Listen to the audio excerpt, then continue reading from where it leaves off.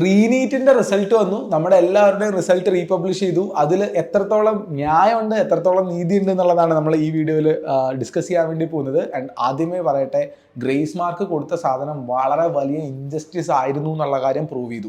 ഇത് നമ്മൾ grace mark കൊടുത്ത അന്ന് തന്നെ നമ്മളെല്ലാവരും, ഇപ്പോൾ ഞാൻ പറയുകയാണെങ്കിൽ കേരളത്തിലുള്ള ഒരു അല്ലെങ്കിൽ 2 എൻട്രൻസ് കോച്ചിങ് സെന്ററുകൾ ഒഴിച്ച് ബാക്കി എല്ലാവരും ഒരുമിച്ച് അടിയന്തരമായിട്ട് യോഗം ചെയ്യുകയും നമ്മുടെ പ്രതിഷേധം അറിയിക്കുകയും ഇതൊക്കെ തെറ്റാണെന്നുള്ള കാര്യം തുറന്നു പറയുകയും ചെയ്തിട്ടുണ്ടായിരുന്നു. അത് തെറ്റ് തന്നെ ആയിരുന്നു എന്നുള്ളത് പ്രൂവ് ചെയ്തിട്ടുണ്ട് എന്നുള്ളതാണ്. നമുക്ക് കണക്കിലേക്ക് കടക്കാം എന്നുള്ളതാണ് കാര്യം.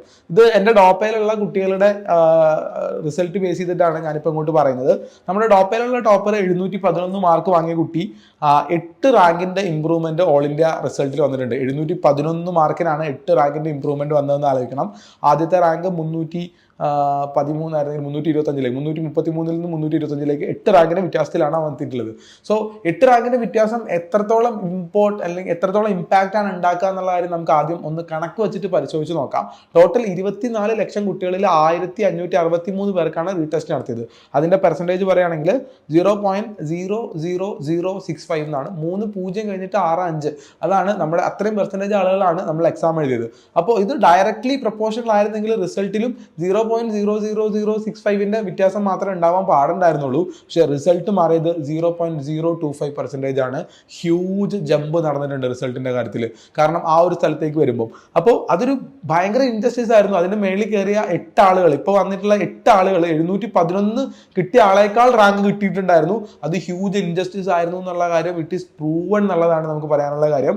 ആൻഡ് ഇതിനകത്തൊക്കെ എന്ത് മാറ്റം ഉണ്ടാവുന്നത്? അവന് കിട്ടാനുള്ള സീറ്റ് എന്തായാലും കിട്ടി, അതിനകത്ത് വലിയ മാറ്റം ഉണ്ടാവുന്നില്ലല്ലോ എന്ന് ആലോചിക്കുന്ന ആളുകളോട് പറഞ്ഞുതരാം. ഈ കുട്ടിക്ക് ചിലപ്പം, അല്ലെങ്കിൽ ഈ നമ്മൾ ഡോപ്പയിൽ പഠിച്ച കുട്ടിയുടെ കാര്യം മാത്രമല്ല പറയുന്നത്, അതുപോലത്തെ ഒരു കുട്ടി ഇപ്പോൾ ഡൽഹി എയിംസിന്റെ ബ്രിമ്മിൽ നിന്നിട്ട് ഒരു റാങ്കിന് ഡൽഹി എയിംസ് മിസ്സായ ആളും ഒരു റാങ്കിൽ ജിപ്മർ മിസ്സായ ആളൊക്കെ ഇല്ലേ, അങ്ങനത്തെ 1-2 പേർക്ക് ഡൽഹി എയിംസ് കിട്ടും. അത് മെറിറ്റ് ബേസ് ചെയ്തിട്ടാണ് ഇവർക്ക് കിട്ടുന്നത് എന്നുള്ള കാര്യമുണ്ട്. മറ്റേത് മെറിറ്റ് ബേസ്ഡ് അല്ലായിരുന്നു, അത് ഗ്രേസ് മാർക്കിന്റെ ബേസിസിലായിരുന്നു അവർക്ക് കിട്ടാനുണ്ടായിരുന്നത്. പക്ഷെ ഇത്തവണ കിട്ടുന്ന ഒരു കുട്ടിക്ക് അത് പ്യൂർലി മെറിറ്റ് ബേസ് ചെയ്തിട്ടാണ്, അവൻ അധ്വാനിച്ച് പഠിച്ചതിന്റെ ബേസിസിലാണ് അത് കിട്ടിയത് എന്നുള്ള കാര്യമുണ്ട്. സോ ഡെഫിനറ്റ്ലി 711 എന്നുള്ള റാങ്കിൽ തന്നെ വലിയ ഡിഫറൻസ് ഉണ്ടായിട്ടുണ്ട്.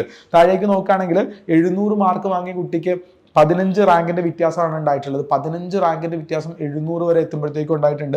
ഇതും പെർസെൻറ്റേജ് വൈസ് നോക്കുകയാണെങ്കിൽ വലിയ മാറ്റം നമുക്ക് ഉണ്ടാക്കിയിട്ടുണ്ട്. അപ്പോൾ ഗ്രേസ് മാർക്ക് അനീതിയാണ് എന്നുള്ള കാര്യം നമുക്ക് പറയാൻ വേണ്ടി പറ്റും.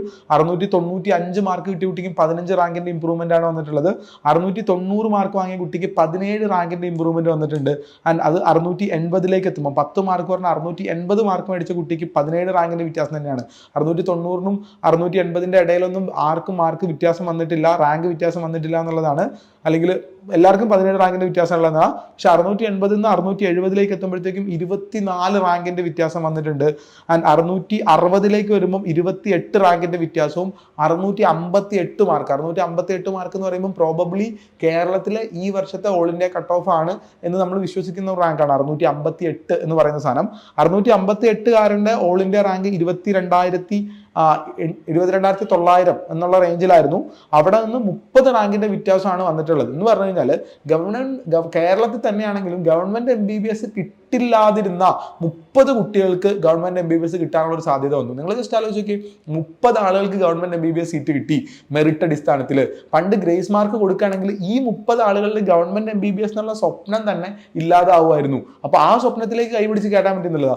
ഇത് ഞാൻ പറയുന്നത് ഒരു കേവലമായ 30 ആളുകളുടെ മാത്രം കാര്യമൊന്നുമല്ല കേട്ടോ. 30 ആളുകൾക്ക് സീറ്റ് അധികം കിട്ടി. ഇതുപോലെ തന്നെ ഒരു 10-15 ആളുകൾക്ക് കോഴിക്കോട് മെഡിക്കൽ കോളേജിൽ കയറാൻ വേണ്ടി പറ്റും.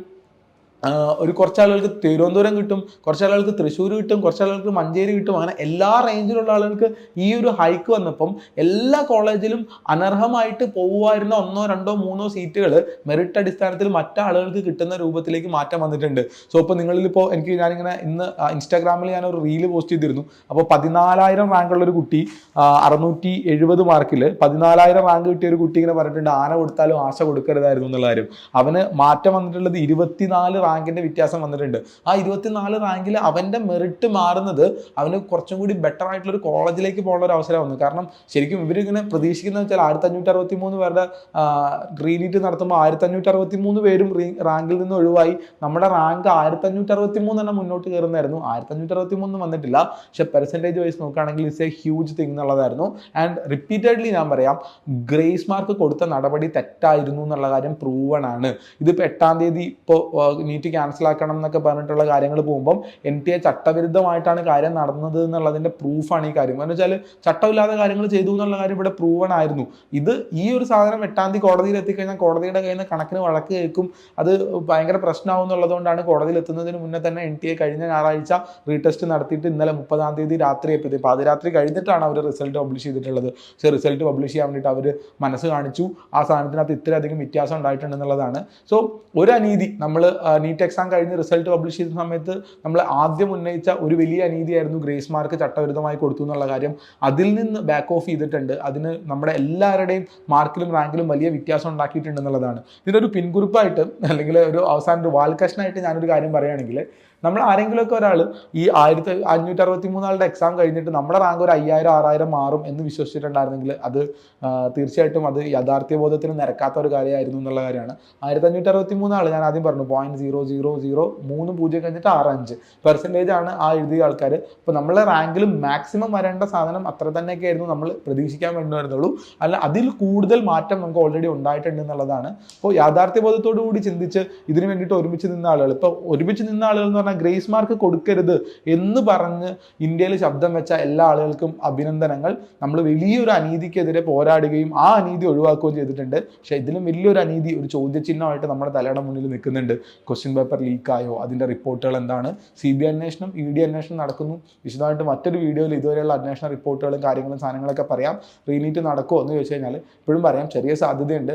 അടുത്ത തിങ്കളാഴ്ച ജൂലൈ 8 വേണ്ടിയിട്ട് വെയിറ്റ് ചെയ്ത് നിൽക്കാം. അന്ന് സുപ്രീം കോടതിയിൽ കേസ് എത്തുമ്പോൾ എന്തെങ്കിലും ഒരു വാർത്ത അറിയും. ചിലപ്പോൾ അതിനു മുന്നേയും നമ്മളൊരു വാർത്ത അറിയാനുള്ള സാധ്യതകൾ കാണുന്നുണ്ട്. Let's see, let's wait, fingers crossed. നിങ്ങളെപ്പോലെ തന്നെ ഞാനും ആകാംക്ഷയുടെ മുൾമുനയിൽ തന്നെയാണ് നിൽക്കുന്നത്. ആൻഡ് ഒറ്റ കാര്യം പറയാം, നിങ്ങൾ പഠിച്ചു തുടങ്ങിക്കോളൂ. ജസ്റ്റ് 1-2 എക്സാമുകളൊക്കെ വെറുതെ വല്ലാതെ എഫേർട്ട് എടുക്കാതെ എഴുതിക്കോളൂ. പഠിച്ചു എന്നോർത്ത് നമുക്കൊന്നും സംഭവിക്കാനില്ലല്ലോ. പഠിച്ചില്ലെങ്കിലല്ലേ പ്രശ്നങ്ങൾ വരാനുള്ളൂ. വളരെ ആത്മാർത്ഥമായിട്ട് മുന്നോട്ട് പോകാൻ നിങ്ങളുടെ കൂടെ തന്നെ ഉണ്ടാവും. ഈ ഒരു വിഷയത്തിൽ റീനീറ്റ് ഗ്രേസ് മാർക്ക് കൊടുത്തു, പുതിയ റാങ്ക് വന്നു. റാങ്കിൽ ഞാനിപ്പോൾ ഈ പറഞ്ഞ പോലെ തന്നെ ഏറ്റവും ലാസ്റ്റിൽ നിൽക്കുന്ന കുട്ടിക്കടക്കം, അത് 658 നിൽക്കുന്ന കുട്ടിക്കടക്കം ഒരു 30 റാങ്കിൻ്റെ വ്യത്യാസം ഉണ്ടായിട്ടുണ്ട് എന്ന് പറയുമ്പം അതിൽ നിങ്ങളുടെ അഭിപ്രായം എന്താണ്? നിങ്ങൾ എന്തായിരുന്നു വിചാരിച്ചിരുന്നത് എന്നുള്ള കാര്യങ്ങളും സാധനങ്ങളൊക്കെ താഴെ കമൻറ്റ് ബോക്സിലേക്ക് പോന്നോട്ടെ. ബാക്കി ആളുകൾക്ക് ഷെയർ ചെയ്ത് കൊടുത്തോളൂ. അടുത്ത വീഡിയോയിൽ കാണാം. ബൈ. Thank you.